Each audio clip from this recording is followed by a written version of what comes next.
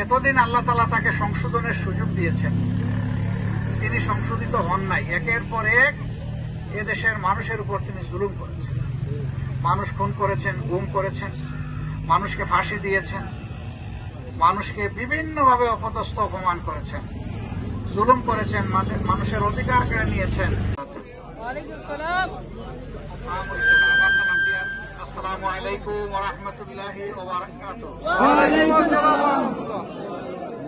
আসলে আপনারা সুখে পাথর, এই জন্যই সবসময় মন হয়তো কথা বলতে চায় না, কিন্তু আমরা এই সালাম দেই মূলত একে অন্যকে দোয়া করি এবং অন্যের থেকে দোয়া পাওয়ার আশা।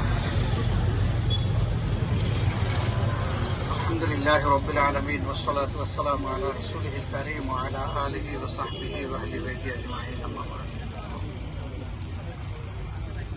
সম্মানিত এলাকাবাসী, আমার সহকর্মী, নেতৃবৃন্দ, আজকে আমরা এখানে দুঃখ ভারাক্রান্ত হৃদয় নিয়ে হাজির হয়েছি। ঘটনা সম্ভবত 4 তারিখ, 4 এবং 5 তারিখ এই মাসের জাতীয় জীবনে একটা গুরুত্বপূর্ণ সময় ছিল। 4 তারিখ পুরা দিন বেগম শেখ হাসিনা ওয়াজেদ ক্ষমতায় ছিলেন। 5 তারিখ 2:15টার সময় তিনি, আমি চাচ্ছি না, তিনি আমাদেরকে ছেড়ে চলে গেছেন। আসলে দুঃখ লাগে, তিনি যখন যাবেনই তাহলে আমাদের এতগুলো প্রাণ ঝরানোর দরকারটা কি ছিল? বিভিন্ন ব্যক্তি এবং প্রতিষ্ঠান তার কাছে অনুরোধ করেছিল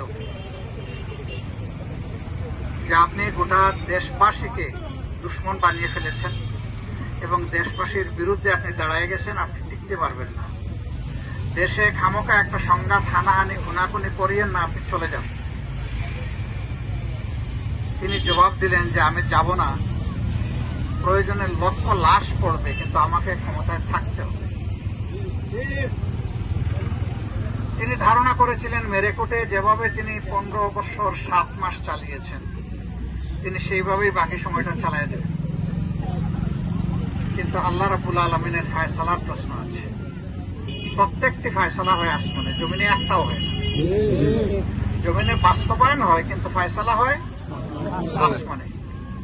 এতদিন আল্লাহ তাআলা তাকে সংশোধনের সুযোগ দিয়েছেন, তিনি সংশোধিত হন নাই। একের পর এক এদেশের মানুষের উপর তিনি জুলুম করেছেন, মানুষ খুন করেছেন, গুম করেছেন, মানুষকে ফাঁসি দিয়েছেন, মানুষকে বিভিন্নভাবে অপদস্থ অপমান করেছেন, জুলুম করেছেন, মানুষের অধিকার কেড়ে নিয়েছেন।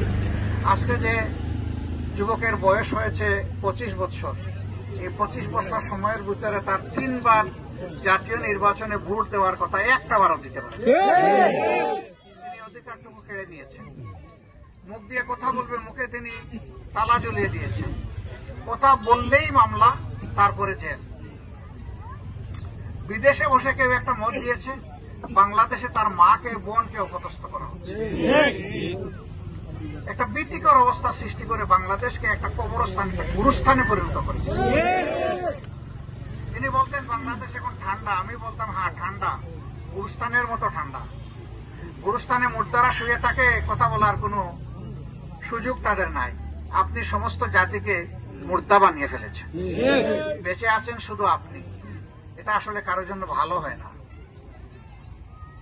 জুলুমের পরিণতি খারাপ, তিনি এটা জানেন না, আমি এটা বিশ্বাস করি না। তিনি জানেন, কিন্তু তার কিসমতে আসলে এই জাতিকে ভালোবাসা উপহার দেওয়ার নাই, এই জন্য জুলুমের পর তিনি